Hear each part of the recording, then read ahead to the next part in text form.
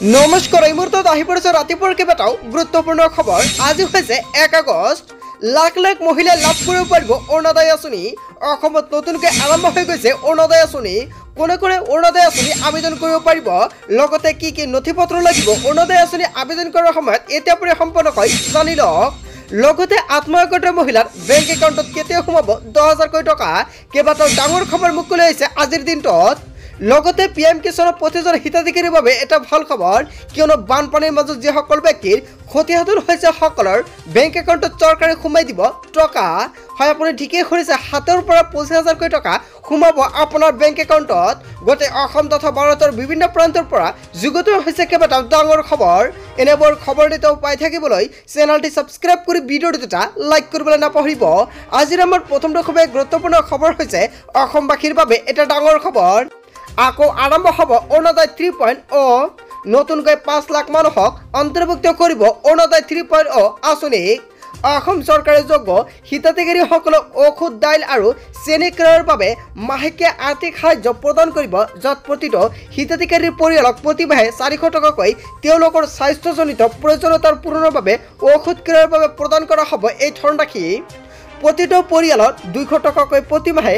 এটা পৰিয়ালে এই মাহত খোৱা 4 কিলোগ্ৰাম দাইলৰ বাবে 50% ৰাজসাহায্য আৰু প্ৰতিটো পৰিয়ালে প্ৰতি মাহে 80 টকাৰ ৰাজসাহায্য প্ৰদান কৰিব, আৰু যিয়ে ফল মূলৰ বাবে তেওঁলোকক ক্ৰয় কৰিবলৈ 4 কিলোগ্ৰাম চেনিৰ বাবে ব্যয় কৰিবলগীয়া মাহিলী ব্যয় 50% ৰাজসাহায্য প্ৰদান কৰিব চৰকাৰে। প্ৰতিমাহে কেৱল ইয়াৰ নহয়, পৃথকে পৃথকে প্ৰতিটো পৰিয়ালে নিজৰ ঘৰুৱা পামত যি খেতি কৰে তাৰ ওপৰত অত্যাৱশ্যকীয় ফল মূল আৰু শাক পাচলি ক্ৰয়ৰ বাবে প্ৰতিমাহে 150 টকাৰ ব্যৱস্থা কৰা হ'ব। আৰু চিকিৎসা আৰু পুষ্টিৰ সাহায্যৰ জনিত এটা পৰিয়াললৈ প্ৰতিমাহে 1250 টকা প্ৰদান কৰি আহিছে চৰকাৰে। লগতে অৰুণোদয় আৰু অৰুণোদয় 2.0 আঁচনিত যিসকল ব্যক্তিৰ নামটো অন্তৰ্ভুক্ত হৈ আছে, আৰু যদি আপুনি টকাটো পোৱা নাই নিশ্চয় কমেণ্ট কৰি জনাব, কিয়নো অৰুণোদয় আৰু অৰুণোদয় 2.0 আঁচনিত বিসংগতি দেখা গৈছে। অসমৰ মুখ্যমন্ত্ৰী ডক্টৰ হিমন্ত বিশ্ব শৰ্মাই ডাঙৰ মন্তব্য কৰিছিলে। যদি আপুনি অৰুণোদয় আৰু অৰুণোদয় 2.0 আঁচনিৰ নামটো অন্তৰ্ভুক্ত হৈ থকা সত্ত্বেও আপুনি টকাটো নাপায়, তেনে ক্ষেত্ৰত নিশ্চয় কমেণ্ট কৰি জনাব। লগতে কোন কোন ব্যক্তিসকলে অৰুণোদয় 3.0 আঁচনিটো আবেদন কৰিব পাৰিব এতিয়া সম্পূৰ্ণকৈ জানি লওক। তলত চাওক এলিজিবিলিটিসমূহ দিয়া আছে। বাৰ্ষিক আয় 2 লাখ টকাতকৈ কম হোৱা এক্সপায়াৰ মেম্বাৰ। যদি আপোনাৰ পৰিয়ালৰ যিকোনো ব্যক্তি আবেদন কৰিব অৰুণোদয় আঁচনি, সেইজন পৰিয়ালৰ ব্যক্তিৰ বছৰি ইনকামটো 2 লাখ টকা কিন্তু কৰা হৈছিলে, কিন্তু এইবাৰ নতুনকৈ 4 লাখ টকালৈকে বৃদ্ধি কৰা হৈছে। যদি আপোনাৰ বছৰি ইনকাম 4 লাখ টকাৰ তলত হয়, তেন্তে আপুনি অৰুণোদয় আঁচনিৰ যোগ্য হ'ব। 2 নম্বৰত কোৱা হৈছে অৰুণোদয় আঁচনি হিতাধিকাৰী হ'বলৈ হ'লে আপুনি আৰু মহিলা হ'ব লাগিব। অকল মহিলাসকলে আবেদন কৰিব পাৰিব অৰুণোদয় 3.0 আঁচনিটো। লগতে গাঁৱৰ কেঁচা ঘৰত বসবাস কৰা পৰিয়াল, যদি আপোনাৰ ঘৰত পকী ঘৰ আছে তেন্তে আপুনি অৰুণোদয় আঁচনিৰ পৰা বঞ্চিত হ'ব। লগতে অৰুণোদয় 3.0 আঁচনিটো আবেদন কৰিব নোৱাৰিব। অসম অৰুণোদয় আঁচনিৰ বাবে হিতাধিকাৰী বাছনিৰ সময়ত বিধৱা মহিলা আৰু পৃথক মহিলা, শাৰীৰিকভাৱে অক্ষম ব্যক্তি, লগতে অবিবাহিত ছোৱালী 35 বছৰতকৈ অধিক বয়স আদিৰ বাবে অগ্ৰাধিকাৰ দিয়া হৈছিল। কিন্তু এইবাৰ যিসকল ব্যক্তিৰ ৰেচন কাৰ্ড থাকিব, অকল ৰেচন কাৰ্ড থকা পৰিয়ালেই লাভ কৰিব নতুনকৈ অৰুণোদয় আঁচনি। 5 নম্বৰত উল্লেখ কৰিছে গাঁৱত সৰ্বাধিক 15 বিঘা মাটি থকা পৰিয়ালেও আঁচনিৰ বাবে যোগ্য হ'ব। লগতে সৰু চহৰত সৰ্বাধিক 3 কটা ভূমি আৰু কামৰূপ মেট্ৰ 1.5 কটা মাটি থকাটো আঁচনিৰ বাবেও যোগ্য হ'ব বুলি মন্তব্য কৰিছে। এতিয়া কি কি নথিপত্ৰ লাগিব অৰুণোদয় 3.0 আঁচনি আবেদন কৰাৰ সময়ত সম্পূৰ্ণকৈ জানি লওক। তলত চাওক দি আছে ডকুমেণ্ট ৰিকুৱাৰ্ড। আধাৰ কাৰ্ডটো লাগিব, লগতে পেন কাৰ্ড, অসমৰ বাসস্থান হ'ব লাগিব, লগতে আপোনাৰ এখন বেংক একাউণ্ট প্ৰয়োজন হ'ব, লগতে বেংকৰ পাছবুকটো লাগিব, 2খন ফটোকপি লাগিব, লগতে মোবাইল নম্বৰটো প্ৰয়োজন হ'ব, লগতে ৰেচন কাৰ্ডটো লাগিব, কিয়নো ৰেচন কাৰ্ড নাথাকিলে কিন্তু আপুনি অৰুণোদয় 3.0 আঁচনি আবেদন কৰিব নোৱাৰিব। আৰু আয়ৰ প্ৰমাণপত্ৰ লাগিব, আত্মঘোষণা প্ৰমাণপত্ৰটো প্ৰয়োজন হ'ব, লগতে পৰিচয় পত্ৰটো আৰু ভোটাৰ ID কাৰ্ড, লগতে বয়সৰ প্ৰমাণপত্ৰ, এইকেইটা বস্তু লাগিব। এতিয়া আপুনি কেনেকুৱাকৈ আবেদন কৰিব, ক'ত গৈ ফৰ্মটো জমা দিব, সবিশেষ আন এটা ভিডিঅ'ত সম্পূৰ্ণকৈ জনাই দিম। চ' বন্ধু বান্ধৱীসকল, যদি অৰুণোদয়ৰ কোনোজন হিতাধিকাৰী আছে আৰু আগতে টকা পাইছিলে, এতিয়া টকাটো বন্ধ হৈ গৈছে, নিশ্চয় আপুনি কমেণ্ট কৰি জনাব। সম্পূৰ্ণকৈ আপোনালোক জনাই দিম কেতিয়া হ'ব আপোনাৰ টকা, লগতে আপোনাক কি কৰিব লাগিব। অহা 10 তাৰিখে কিন্তু লাখ লাখ মানুহৰ একাউণ্টত চৰকাৰে সোমাই দিব অৰুণোদয় আৰু অৰুণোদয় 2.0 আঁচনিৰ টকাসমূহ।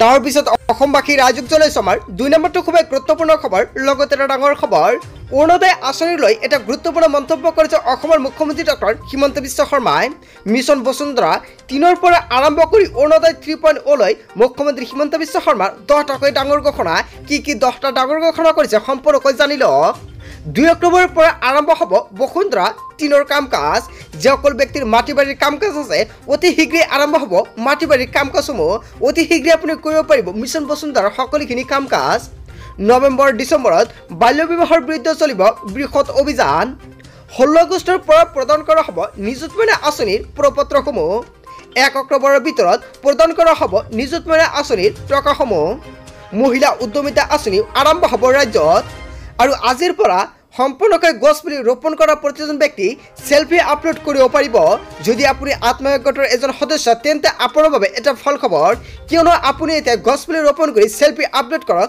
যদি আপুনি আত্মসহায়ক গোটৰ যিখন SSG পোৰ্টেল মুকলি কৰা হৈছে সেইখন পোৰ্টেলত কিন্তু আপুনি গছপুলি ৰোপণ কৰি আপলোড কৰিব লাগিব ফটো লগতে ৰাজ্যত আৰম্ভ হ'ব অৰুণোদয় 3.0 আঁচনি আপুনি অৰুণোদয় 3.0 আঁচনি আবেদন কৰাৰ সময়ত কি নথিপত্ৰ লাগিব নিশ্চয় সম্পূৰ্ণকৈ জানিছে সকলো যোগ্য হিতাধিকাৰীয়ে পাব ধনৰাশি 126টাকৈ সমষ্টিত মহকুমা আৰু উপজিলাৰ কাম আৰম্ভ হ'ব 2 অক্টোবৰৰ পৰা আৰম্ভ হ'ব কামসমূহ ৰাজ্যত নতুনকৈ নিযুক্তি দিয়া হ'ব 50,000 লোকক এইসমূহ বিষয়ক লৈ জিলা আয়ুক্তৰে আলোচনা অসমৰ মুখ্যমন্ত্ৰী ডক্টৰ হিমন্ত বিশ্ব শৰ্মাৰ 2 অক্টোবৰৰ পৰা আৰম্ভ হ'ব বসুন্ধৰা 3ৰ কাম-কাজসমূহ নৱেম্বৰৰ ভিতৰত বাল্য বিবাহৰ বিৰুদ্ধে চলিব বৃহৎ অভিযান 16 আগষ্টৰ পৰা প্ৰদান কৰা হ'ব নিযুত মইনা আঁচনিৰ প্ৰপত্ৰসমূহ 1 অক্টোবৰৰ ভিতৰত প্ৰদান কৰা হ'ব ধনৰাশি কেইবাটাও গুৰুত্বপূৰ্ণ সিদ্ধান্ত গ্ৰহণ কৰিছে হয় আপুনি ঠিকেই শুনিছে যি কেইবাটাও গুৰুত্বপূৰ্ণ পন্থা হাতত লৈছে অসমৰ মুখ্যমন্ত্ৰী ডক্টৰ হিমন্ত বিশ্ব শৰ্মাই ইয়াৰ বিষয়ত কি ক'ব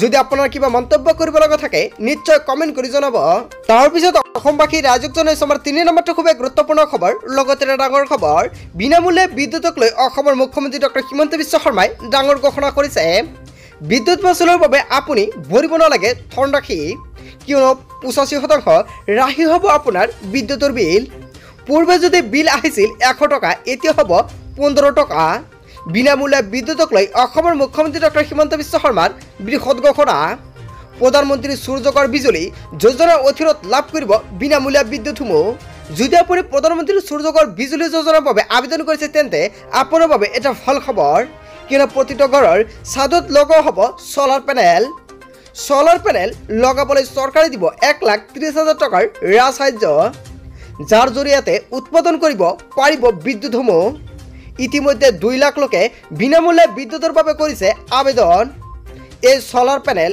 লগৰ পিছতে ৰাহি হ'ব 85% বিদ্যুতৰ বিল বিদ্যুৎ মাচুলৰ বাবে আপুনি ভৰিব নালাগে ধনৰাশি কিয়নো চৰকাৰে কেইবাটাও গুৰুত্বপূৰ্ণ পন্থা হাতত লৈছে যদি আপুনি সোলাৰৰ বাবে এতিয়া আবেদন কৰা নাই অতি শীঘ্ৰে আপুনি সোলাৰটো আবেদন কৰি লৈ লওক আপুনি কেনেকৈ আবেদন কৰিব যদি নাজানে নিশ্চয় কমেণ্ট কৰি জনাব সম্পূৰ্ণকৈ জনাই দিয়া হ'ব তাৰপিছত অসমবাসী ৰাইজক জনাইছো আমাৰ 4 নম্বৰটো খুবেই গুৰুত্বপূৰ্ণ খবৰ লগতে এটা ডাঙৰ খবৰ PM কিষাণ সম্মান নিধিৰ প্ৰত্যেকজন হিতাধিকাৰীৰ বাবে এটা ডাঙৰ খবৰ প্ৰতিজন হিতাধিকাৰীয়ে কৰিব লাগিব এটা গুৰুত্বপূৰ্ণ কাম to avail the benefit of the upcoming instalment of PM Kisan farmer make sure to প্ৰতিজন হিতাধিকাৰীয়ে আহিবলগীয়া কিস্তিৰ টকা পাবলৈ হ'লে কৰিব লাগিব কেইবাটাও গুৰুত্বপূৰ্ণ কাম যদি আপুনি এজন PM কিষাণৰ হিতাধিকাৰী তেনে ক্ষেত্ৰত 18 নম্বৰ কিস্তি পাবলৈ হ'লে কৰি লওক এইকেইটা কাম কি কাম কৰিব লাগিব সম্পূৰ্ণকৈ উল্লেখ কৰা আছে চাই লওক link Aadhaar with bank account যদি আপোনাৰ আধাৰ কাৰ্ডৰ লগত বেংক একাউণ্ট লিংক কৰা নাই এতিয়া আপুনি কৰি লৈ লওক লগতে গেট দিয়াৰ EKYC ডান লগতে আপোনাৰ EKYCটো এতিয়া আপুনি সম্পূৰ্ণ কৰি লওক লগতে আপলোড কাৰেক্ট ল্যান্ড ডকুমেণ্ট যদি আপোনালোকৰ PM কিষাণৰ লগত এতিয়ালৈকে সম্পূৰ্ণখিনি যিখন আপোনালোকৰ ল্যান্ড ডকুমেণ্ট এইখিনি এতিয়ালৈকে সঠিকটো দিয়া নাই এতিয়া আপুনি দি দিয়ক কিয়নো নহ'লে কিন্তু আপুনি PM কিষাণৰ বাবে টকাটো নাপাব 18 নম্বৰ কিস্তি পাবলগীয়া হ'লে লগতে for new farmer registration visit the official website pmkisan.gov.in লগতে যিসকল ব্যক্তিয়ে নতুনকৈ PM কিষাণৰ বাবে আবেদন কৰিব বুলি ভাবিছে তেনে ক্ষেত্ৰত কৰিব পাৰিব চৰকাৰে কেইবাটাও গুৰুত্বপূৰ্ণ পন্থা হাতত লৈছে বন্ধু বান্ধৱীসকল গোটেই অসম তথা ভাৰতৰ বিভিন্ন প্ৰান্তৰ পৰা যুগত হৈছে কেইবাটাও ডাঙৰ খবৰ এনেবোৰ খবৰ নিতৌ পাই থাকিবলৈ চেনেলটি সাবস্ক্ৰাইব কৰি ভিডিঅ'টো এটা লাইক কৰিবলৈ নাপাহৰিব so thank you for watching full video'